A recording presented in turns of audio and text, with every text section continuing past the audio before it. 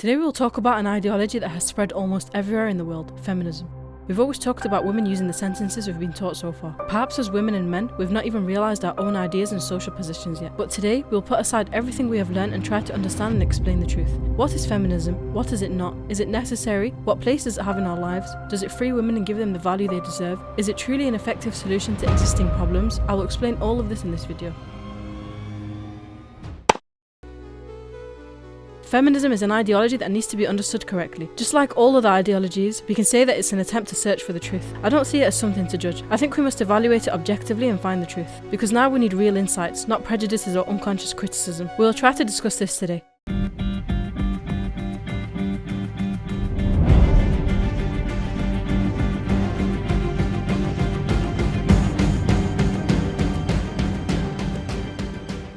Feminism is an idea that emerged in the early 19th century and is based on women's rights and freedom. When we analyse the conditions of the period, we see the development of a belief that women were treated unfairly. For example, there were women in Europe who were deprived of the right of inheritance until the 1950s. Even in England, the inheritance from the father was not left to the daughter but was transferred to her husband when she got married. When we look at the lives of the first feminist women, we see that they needed this kind of defence mechanism as a result of the blows and big traumas they received from the male figures in the family. When we look at these and similar experiences, the emergence of the first wave feminism is based on very justified reasons. Yes, women's rights had to be protected, and women had to be treated justly. Let's continue to analyse historically.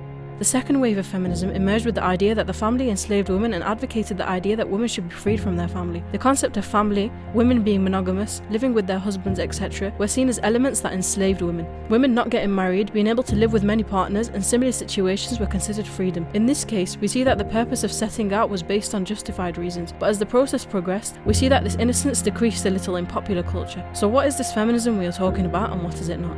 Feminism is not a movement that tries to impose the superiority of women. As it is known, it is not misogyny either. It does not aim for men to have fewer rights and women to have more rights. But we also hear some feminists saying that it would be better if there was no men at all, or if everyone was a woman, there would be no problem. Feminism wants women to be free. It tries to give the message to women that they are at least as free as men. It opposes the system that assumes men are superior and believes there should be equality between men and women in every field. It says to women, look, you don't have to stick to the roles that society has assigned to you. In short, this is the expectation of feminism from society. Ensure the equality of women and men and leave it. Equal rights for men and women. Women should be free to do what men do. Then everything will be resolved. And so, how logical is it to look at life from such a flat frame by taking women on one side and men on the other? Why do we divide people so much while trying to protect women's rights? Don't you think it's a bit narrow-minded to compete based on the identities we were born with and to center all our lives and ideals around this?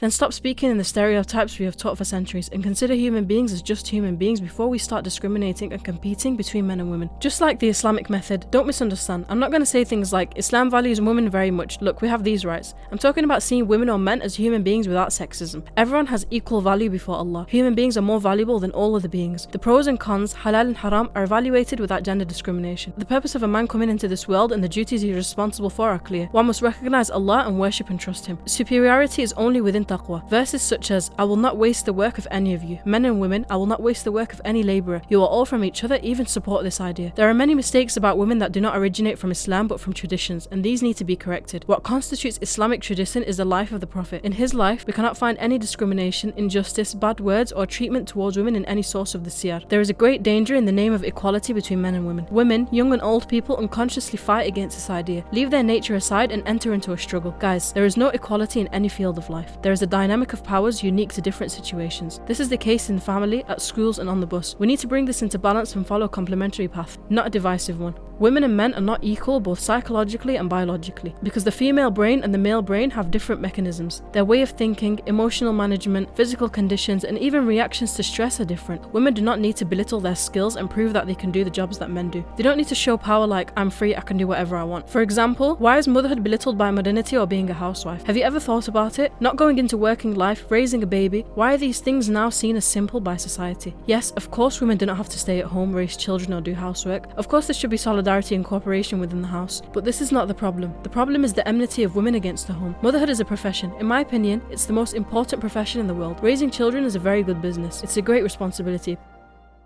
4 çocuk annesiyim. Hepsinin yaşları küçük. Zor bir hayat tabii ki, kolay değil. Ama ben bunu dünyanın en önemli mesleği olarak görüyorum. Çünkü bir çocuk yetiştirmek, bir nesil yetiştirmek aslında. Yani ben belki de ileride büyük bir hastalığın tedavisini bulacak bir çocuğu yetiştiriyorum. Bir annenin donanımlı olması çok önemli aslında. Gün içerisinde hepsine ayrı ayrı vakit ayıramıyorum tabii ki. Ama her biriyle farklı bir anımız, dakikamız ve nitelikli bir sohbetimiz olabiliyor. Bu onlar için çok kıymetli, kendilerini çok özel hissediyorlar. Bu dönemleri benden uzak geçirmeleri hem onlar için hem benim için eminim çok büyük bir eksiklik olurdu. Bu günler bir daha geri gelmeyecek ve dış dünyada onları bekleyen zor bir hayat var. Onlarla birlikte büyümeliyiz.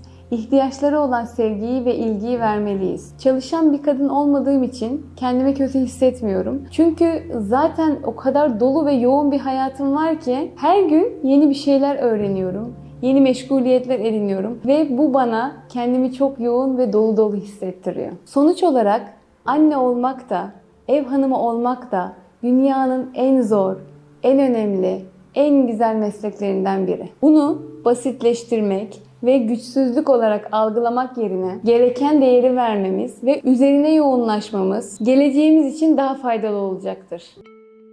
In addition to all these, the idea that you are free as much as you can expose your body and that you are restricted and despised as much as you cover it is one of the poisons silently placed in the subconscious. The visibility or invisibility of the human body cannot be a criterion that determines freedom. Please think a little wider. Presenting women with a perception of sexuality in this way is a situation that loses value, not increase it. These wrong definitions of freedom, the policies of removing women from the family, the effort to compete with men, and the activities that transform the family from the most important building block of society into male-female wars are unfortunately all traces left by today's modern feminism in our world. We are talking about raising a generation. We need to consider how to raise a healthy generation in a family where parents are in conflict over power and money. Does feminism solve all the problems of women in such a period that violent news against women increases every day and murder news continues to spread widely in the media? Not to be considered even normal for women to walk on the streets at night? Has ensuring equality between men and women healed our deep wounds? Until the early 20th century, women were overwhelmed, enslaved and silenced. Women living up to this date had no right to say anything to society. Feminism came and woke us up from a nightmare, gave us all the rights we needed, liberated women, and none of these problems exist anymore. There is no such thing. We can't ignore the self-actualized, educated, well-equipped and muscular women of that era who added incredible values to their lives. During the 20th century, feminism, especially the women's movement, flourished in the USA, Canada, Australia, parts of Asia, Latin America and Africa. Despite these advances, the quality of women's lives has been declining since the 1970s in comparison to that of men. Research shows that in other parts of the world too, the position of women has not improved significantly in the last century. By evaluating this data, I feel we aren't getting closer to the truth. I would like to quote a sentence I've heard from early feminists. I think feminists have closed ourselves to new realizations and criticisms. We think that we have understood this, that we are in the right place and that there is no risk of making a mistake. However, I think our lifetime will not be enough to realize everything. The generation after us will have a lot to realize. Maybe the generation after them will be better off. If we stop noticing or if we refuse to accept criticism, we will experience a rapid reversal.